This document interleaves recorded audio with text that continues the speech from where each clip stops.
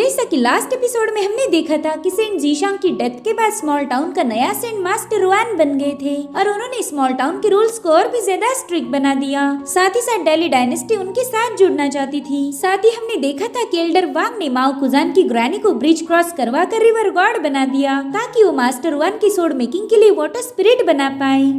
अब आगे तो ओपनिंग सीन में हम देखते हैं कि सेंट रुआन के घर के सामने काफी सारी भीड़ लगी है। स्मॉल टाउन के कई सारे पैसे वाले लोग मास्टर रुआन की खातिरदारी करने में लगे हुए थे क्योंकि उन्हें पता चल गया कि मास्टर रुआन पियून माउंटेन पर एक सेक्ट बनाने वाले हैं। अगर वहाँ सेक्ट बन गया तो ये लोग भी उसी पियून माउंटेन के आसपास वाली जमीन खरीदना चाहते थे। इसलिए इन लोगों ने मास्टर रुआन को मस्का मारना शुरू कर दिया। वो उनके लिए ढेर सारी खाने की डिशेस लेकर आए थे। तभी उनमें से एक बंदा कहने लगा कि मास्टर रुआन, हमें पता चला है कि आपकी बेटी को पेस्ट्रीज काफी ज्यादा पसंद है, तो मैं शुई के लिए ढेर सारी पेस्ट्रीज लेके आया हूँ। ये सुनकर मास्टर रुआन उन पर भड़क गए। वो कहते, देखो मेरी बेटी को मुझे और मोटा नहीं बनाना, इसलिए अपनी मिठाई अपने पास रखो। जल्दी बताओ तुम लोग कौन सा माउंटेन खरीदना चाहते हो और मैं तुम्हें उसकी कीमत बताऊंगा। इसके लिए तुम्हें मुझे मस्का मारने की कोई जरूरत नहीं। और उतने में ही वहाँ पर चेन पिंग भी आ जाता है। तो मास्टर रुआन उससे पूछने लगे कि बोलो क्या तुम्हें भी माउंटेन खरीदना है? जिस पर वो कहते, अरे नहीं सीनियर, मैं तो आपसे कुछ पैसे उधार मांगने आया था। ये सुनकर वहाँ मौजूद लोग हंसने लगे। उन्हें पता था कि भला चेनपिंग जैसा लूजर माउंटेन कहाँ से खरीदेगा,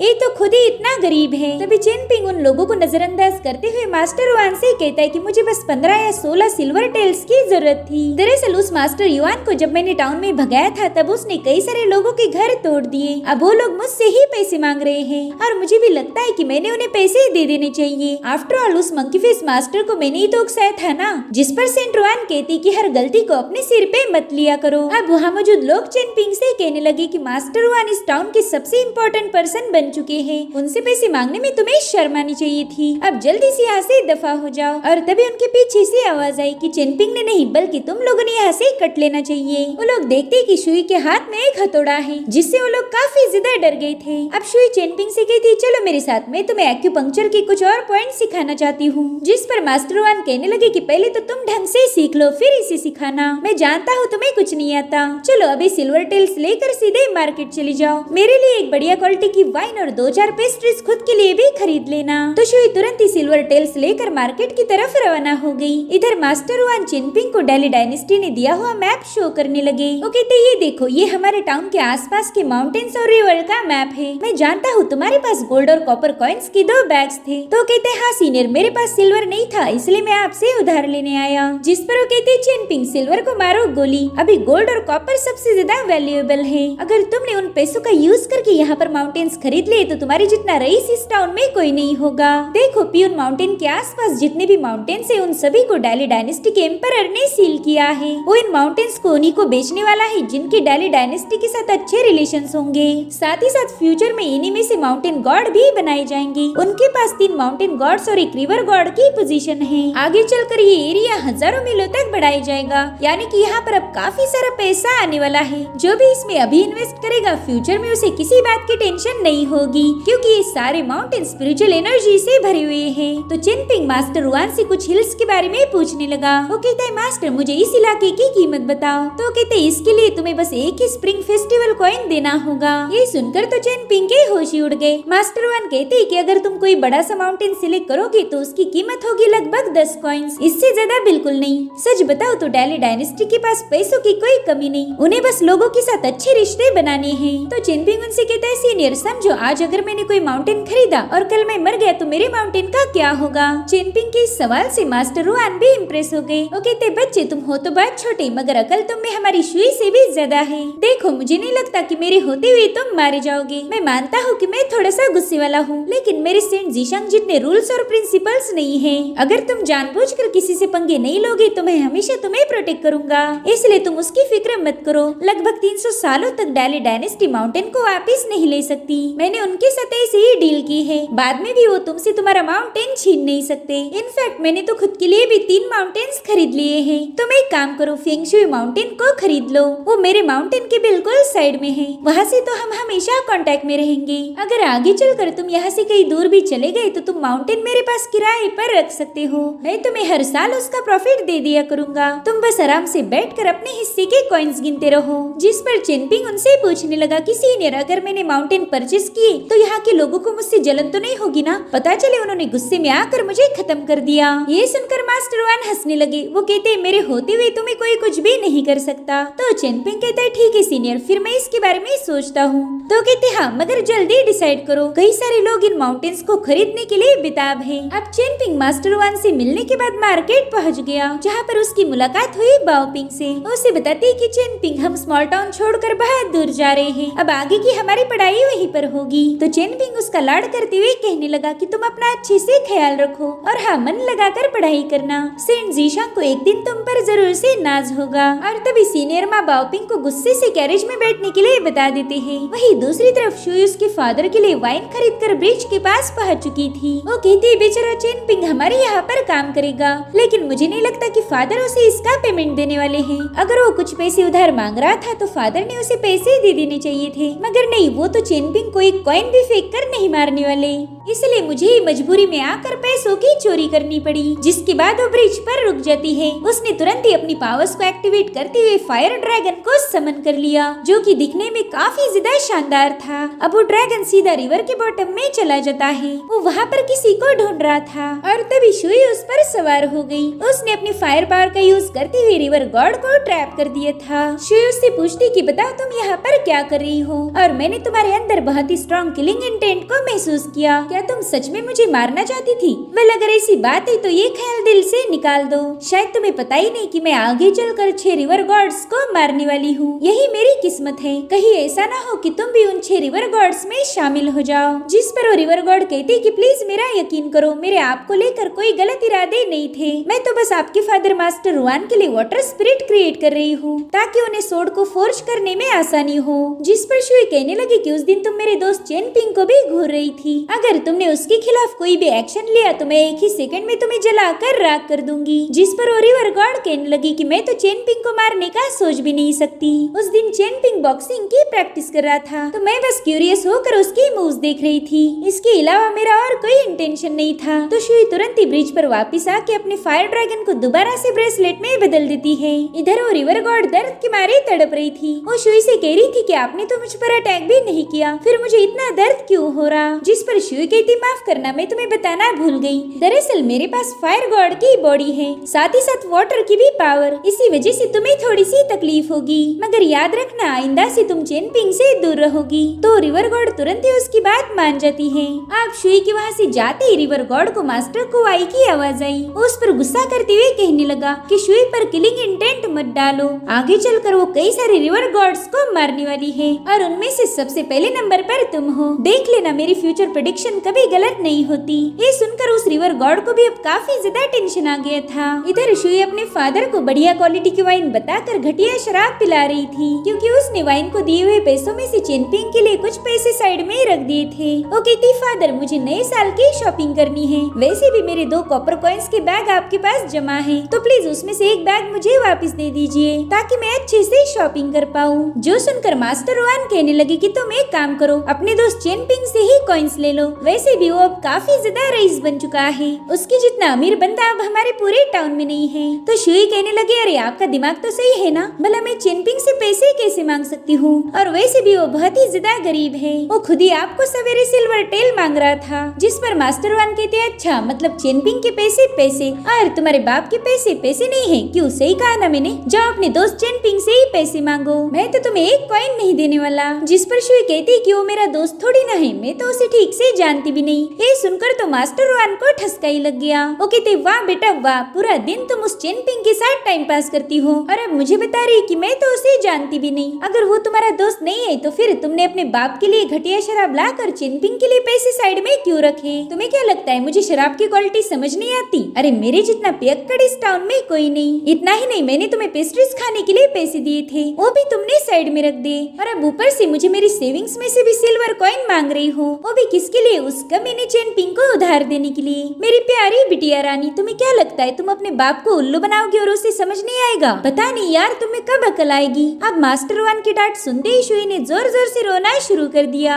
अब मास्टर वान तो उसे चुप नहीं करा सकते थे, इसलिए उन्होंने खुद के मुंह पर एक चाटा मार लिया। वो अब सीधा चेनपिंग को कूटने के लिए टाउन में पहुंच गए थे, मगर तभी एल्डर वांग उनके सामने से गुजर गए, जो कि मास्टर वान को सीधा टाउन के बाहर बुला लेते हैं। वहाँ जाते ही मास्टर वान ने एल्डर वांग को अपना वाइन गोड थमा दिया ताकि वो भी 2 घूंट मार सके। वो कहते हैं कि शायद चेनपिंग आगे चलकर तुम्हारे लिए हार्ट अटैक का कारण बनने वाला है। तुम्हारी बेटी उस लड़के को काफी ज्यादा पसंद करती है। मगर मास्टर वान का कंसर्न चेनपिंग नहीं था, वो तो चेनपिंग को खुद ही काफी ज्यादा पसंद करते हैं। वो कहते मास्टर वांग चेनपिंग को साइड में रख दो, मुझे तो उस बंदे के बारे में जानना था जो कि डेली डायनेस्टी के सुपरवाइजर शांग के साथ यहाँ आया है। आखिर वो बंदा है कौन? मैं तो उसकी कल्टीवेशन भी देख नहीं पा रहा। जिस पर एल्डर वांग कहने लगे कि पुरानी कहावतें बिल्कुल सही है, वो देखो नाम लिया और शैतान हाजिर। दरअसल वो बंदा वहाँ पर पहुँच चुका था। वो मास्टर वान से कहने लगा कि सीनियर, मैं पहली बार आपसे मिल रहा हूँ, तो प्लीज मेरी ग्रीटिंग्स को एक्सेप्ट कीजिए। साथ ही साथ वो एल्डर वांग को भी ग्रीट कर रहा था, मगर बस लफ्जों से। उसकी हरकतें फुल टू एटीट्यूड से भरी हुई थी। एल्डर वांग कहते कि मुझे नहीं लगता तुम एक रियल पर्सन हो, एक तो तुम घोस्ट टैलिस्मान हो सकते हो या फिर डिवाइन टैलिस्मान। जिस पर वो बंदा कहने लगा कि मैं तो यहाँ पर आपसे हाय हेलो बोलने आया था, मगर आपने तो मेरे एग्जिस्ट होने पर ही सवाल उठाया। खैर मुझे भी पता है कि इस टाउन के पावरफुल लोग करते क्या है, वो टाउन के इवल स्पिरिट को वाटर गॉड में बदल देते हैं। यानी कि इस बंदे को माओ कुजान की ग्रैनी की सारी हकीकत पता थी। जिसके बाद वो एल्डर वांग से कहने लगा कि अब आप काफी ज्यादा बूढ़े हो चुके हो, आपकी हालत तो ऐसी है मानो 10,000 साल पुराना जहाज, तो आपने समंदर में थोड़ा सा केयरफुल रहना चाहिए, वरना मेरी जैसी पावरफुल लहर आपको 1 सेकंड में डुबा देगी। जिस पर एल्डर वांग कहते बच्चे तुमने अपना मुंह चलाकर खुद ही मुसीबत को बुला भेजा। जिसके बाद वो अपने पावरफुल स्मोक से सीधे उस बंदे को एक टोर्नेडो में ट्रैप कर देते हैं, मगर उस बंदे पर उसका कोई असर नहीं हुआ था। वो कहता है शायद एल्डर वांग ने बहुत लंबे अरसे से किसी के साथ फाइट नहीं की, इसलिए उनकी पावर को भी उन्हीं की जैसे जंग लग चुका है। जिसके बाद वो बंदा अपनी पावर्स को रिलीज करते हुए वहाँ पर एक बहुत ही विशाल फॉर्मेशन बना लेता है, जो देखकर एल्डर वांग कहने लगे कि तुम्हारी फॉर्मेशन तो दिखने में कमाल की है, मगर मेरे सामने शो ऑफ करने का कोई फायदा नहीं। जिसके बाद वो अपनी स्मोकिंग पाइप के ऐश को झटकते हुए वहाँ पर बहुत ही पावरफुल स्मोकिंग पॉट समन कर लेते हैं। अब उस पॉट ने सीधे जाकर उस फॉर्मेशन पर हिट कर दिया, जिसके चलते वो फॉर्मेशन 1 ही सेकंड में डिस्ट्रॉय हो चुका था। तो उस बंदे ने ये सब देखते हुए अपने चेस पीसेस का यूज करते हुए वहाँ पर एक बहुत बड़ा शतरंज बना लिया, जो देखकर मास्टर वान कहने लगे कि ये बंदा तो गेम का शौकीन लगता है। जिस पर एल्डर वांग कहने लगे हाँ, इस बंदे ने तो मेरे भी इंटरेस्ट को जगा दिया है, अब देखना पड़ेगा कि ये कितना ज्यादा पावरफुल है। जिसके बाद वो अपने कई सारे स्मोकिंग पॉट का यूज करते हुए उस बंदे पर अटैक करना शुरू कर देते हैं।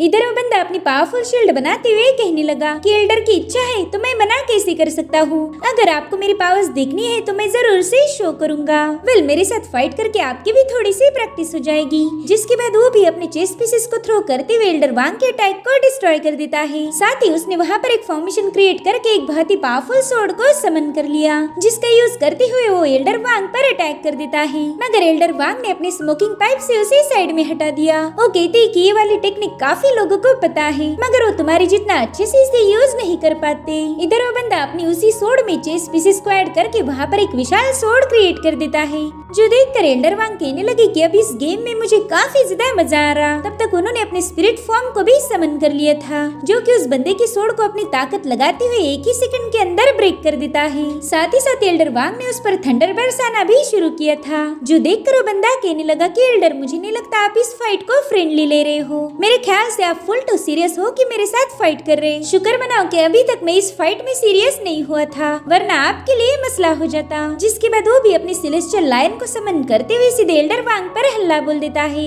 इधर एल्डर वांग का स्पिरिट फॉर्म उसे दबोचने के लिए तैयार था। सबसे पहले तो उस स्पिरिट फॉर्म ने लायन को बड़ी जोरों से जमीन पर पटक दिया, जिसके बाद इन दोनों के फॉर्म्स में जबरदस्त फाइट होना शुरू हो गई। इन दोनों के एक दूसरे पर किए जाने वाले अटैक की वजह से वहाँ पर बहुत ही खतरनाक एनर्जी रिलीज हो रही थी, जिससे वो पूरी जमीन शेक होने लगी। इधर वो लायन एल्डर वांग के स्पिरिचुअल फॉर्म को घसीटते हुए काफी खतरनाक तरीके से डोमिनेट कर रहा था, जो देखकर मास्टर वान को भी टेंशन आने लगा। वो अब इन दोनों को समझाते हुए कहने लगी कि प्लीज मेरी खातिर इस फाइट को यहीं पर रोक दो। मैं जानता हूँ तुम दोनों भी बहुत ज्यादा पावरफुल हो, मगर ये पावर्स का शो ऑफ करके दोनों को कुछ नहीं मिलने वाला। वहीं पर एल्डर वांग कहती है कि ये लड़का बहुत ही ज्यादा घमंडी है, इसे सबक सिखाने के लिए मुझे थोड़ी और मेहनत करनी होगी। इधर वो बंदा कह रहा था कि मैं यहाँ का मेहमान हूँ और यहाँ के लोग मेरे साथ ये सब कर रहे, मैं ऐसा बर्ताव बिल्कुल भी बर्दाश्त नहीं कर सकता। अब तो इस एल्डर को तमीज सिखाने के लिए मैं अर्थ एंड हेवन से थोड़ी और पावर उधार लूंगा। जिसके बाद वो ढेर सारी स्पिरिचुअल एनर्जी को समन करते हुए अपनी सेलेस्टियल लायन को और ज्यादा पावरफुल बना देता है, जिससे वो लायन एल्डर वांग की स्पिरिट फॉर्म पर भारी पड़ चुका था और फिर उसने उस फॉर्म को डोमिनेट करते हुए तुरंत ही डिस्ट्रॉय कर दिया। जो देखकर एल्डर वांग कहने लगे, बच्चे तुम्हारा फैमिली बैकग्राउंड थोड़ा सा इंटरेस्टिंग लग रहा है,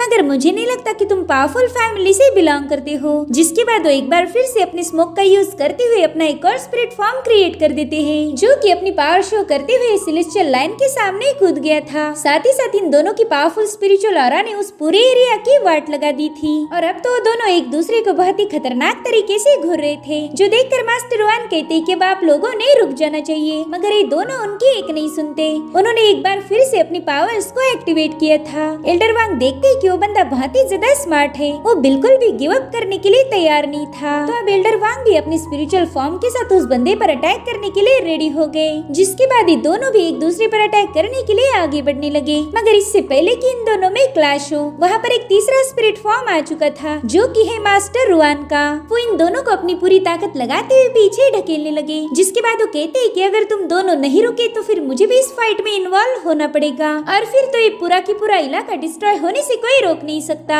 इसलिए जल्दी से पीछे हट जाओ वरना मैं भी फाइट में कूद जाऊंगा। तो बंदा हंसते हुए कहने लगा कि मैं तो ये फाइट करना भी नहीं चाहता था, मुझे एल्डर वांग से कोई पर्सनल प्रॉब्लम नहीं। इधर एल्डर वांग ने भी अपने स्पिरिचुअल फॉर्म को गायब कर दिया। जिसके बाद उस बंदे से कहने लगे कि तुम्हें यहाँ का सब कुछ पता है। तो बंदा कहता है सीनियर मैं तो यहाँ पर नया आया हूँ, भला मुझे यहाँ का क्या पता होगा, मगर जो थोड़ी बहुत चीजें मुझे पता है उतनी ही काफी होगी और ज्यादा इन्फॉर्मेशन हासिल करने की मुझे जरूरत नहीं है। अब उस बंदे के वहाँ से जाने के बाद एल्डर वांग काफी ज्यादा हैरान थे, क्योंकि उसने क्लियरली एल्डर वांग को फाइट में हरा दिया था। मास्टर वान कहते हैं कि इस बंदे के पास तो अपर वर्ल्ड के 5वें स्टेज की पावर है, जिस पर एल्डर कहते हैं हाँ और तुम भी उसी स्टेज पर हो, अगर मेरी जगह तुम मुझसे फाइट करते तो तुम्हें भी हरा देता। जो सुनकर मास्टर वान कहते कि मुझे तो बंदा बिल्कुल भी पसंद नहीं आया, शायद वो हमारे लिए एक मुसीबत बनने वाला है। जिसके बाद वो एल्डर वांग को गुड बाय बोलकर वहाँ से चले गए। इधर एल्डर वांग कहते हैं कि ये बंदा इतना यंग होने के बावजूद भी इसमें ढेर सारी पावर्स है, लेकिन इतनी कम उम्र में ऐसी पावर का मास्टर बनना इम्पॉसिबल है, जरूर से ये बंदा किसी का क्लोन होगा। वही दूसरी तरफ चेनपिंग माउंटेन्स में पहुंच चुका था। उसने अपने लिए ढेर सारे माउंटेन्स खरीद लिए थे, मगर अभी भी उसके कॉइन्स खत्म नहीं हुए, तो और माउंटेन्स देखने के लिए यहाँ आया था। मगर तभी डाली डायनेस्टी के बंदों ने उस पर अटैक करना शुरू कर दिए। वो कह रही थी कि ये डाली डायनेस्टी का फॉरबिडन एरिया है, जो भी यहाँ घुसेगा उसे ऑन द स्पॉट एग्जीक्यूट किया जाएगा। वहीं पर चेनपिंग बस उनके हमलों से बचने के लिए तेजी से भाग रहा था। वो लोग तो उसे अपनी बात कहने का मौका भी नहीं देते। अब चेनपिंग देखता है कि उसका इमॉर्टलिटी ब्रिज और ज्यादा डैमेज हो चुका है, जिसके चलते वो तेजी से भाग नहीं सकता था, इसलिए उसने फाइनली फाइट बैक करने का डिसाइड किया। उन बंदों के पास तलवारें थी और चेनपिंग के पास था अपना पावरफुल पंच, मगर वो लोग एक दूसरे पर अटैक कर पाए इससे पहले वहाँ पर डाली डायनेस्टी का सुपरवाइजर शांग पहुँच गया। वो अपने गार्ड से कह रहा था कि इस बंदे को मारने की जरूरत नहीं है, मैंने इसे मास्टर रुआन के घर देखा था। जिसके बाद वो चेनपिंग को बताता है कि मैं इस इलाके का सुपरवाइजर शांग हूँ, तुम बस ओरिजिनल रूट को फॉलो करते हुए आगे बढ़ना तो तुम पर ऐसे अटैक नहीं होंगे। इसलिए चेनपिंग उसका शुक्रिया अदा करके तुरंत ही वहाँ से रवाना हो गया। आप चेनपिंग के वहाँ से जाने के बाद उस सिपाही शांग को बता रहे थे कि इस बंदे की कल्टीवेशन कुछ खास नहीं है, मगर फिर भी इसमें काफी सारी पावर थी, आखिर ये पॉसिबल कैसे हुआ। जिस पर शांग बताता है कि ये बंदा स्मॉल टाउन का मेंबर है और स्मॉल टाउन में ये चीजें होती रहती है। इधर चेनपिंग का ब्रिज उसे काफी ज्यादा तकलीफ दे रहा था, जिसके चलते चेनपिंग सीधे पहाड़ से नीचे गिरने लगा, क्योंकि उसे क्लिफ भी नजर नहीं आई थी। साथ ही साथ उसे उस ब्रिज वाले फेरी के भी विजन आने लगे। चेनपिंग उस फेरी से बात करने की कोशिश कर रहा था, मगर उसने चेनपिंग को तुरंत ही इस इल्यूजन से बाहर निकाल दिया ताकि चेनपिंग की जान बच जाए। अब चेनपिंग देखता है कि वो बड़ी ही तेजी से नीचे गिर रहा है, तो उसने जैसे तैसे एक माउंटेन के क्रैक को होल्ड किया, वो बाल बाल बच गया था। जिसके बाद वो जल्दी से ब्रीदिंग टेक्निक का यूज करते हुए खुद को स्टेबल करने लगा। साथ ही शुई ने उसे जो एक्यूपंक्चर पॉइंट्स बताए थे वो अपनी एनर्जी वहाँ पर सर्कुलेट करता है, जिसके चलते थोड़ी देर में चेनपिंग की बॉडी से बहुत ही स्ट्रॉन्ग एनर्जी रिलीज होने लगी और फाइनली उसने अपनी बॉडी को स्टेबल कर लिया। जिसके बाद वो थोड़ी सी स्ट्रेचिंग करके अपना माउंटेन वाला मैप बाहर निकाल लेता है। उसका एक आखिरी माउंटेन खरीदना बाकी था, मगर तभी एक परिंदा उसके मैप पर अपना पेट खाली कर देता है। चेनपिंग को लग रहा था कि परिंदा उसी को इशारा कर रहा होगा, तो चेनपिंग ने अपना फाइनल माउंटेन उसी को चुन लिया जिसे उस परिंदे ने खराब किया था। चेनपिंग इतने सालों के बाद काफी ज्यादा खुश था। वो कहता है कि ये सारे माउंटेन्स मेरे हो गए, हमारे पास पैसा होना वाकई काफी ज्यादा जरूरी है। इधर हम उसी मिस्टीरियस बंदे को देखते हैं जो कि ली मैंशन में पहुंच चुका था। वो कह रहा था कि ये जगह तो कल्टीवेशन के लिए बेस्ट है, यहाँ पर कोई मुझे डिस्टर्ब नहीं करेगा। जिसके बाद वो कई सारे पोर्सिलेन बाहर निकाल लेता है। गाइस, ये पोर्सिलेन कोई मामूली से बर्तन के पीसेस नहीं बल्कि इनके अंदर स्मॉल टाउन की जीनियस की ब्लड पावर्स थी। तो अब उन्हीं में से कुछ पीसेस को इकट्ठा करते हुए वहाँ पर एक पुतला बना लेता है। वो कह रहा था चलो अब वाइन पीते हुए मुझे इस पर थोड़ा सा काम करना होगा। गाइस, ये बंदा इस सीरीज का सबसे इम्पोर्टेंट कैरेक्टर होने वाला है। इसके सारे मोटिव्स हमें अगले एपिसोड में पता चलेंगे। Thank you so much for watching. Bye bye, take care.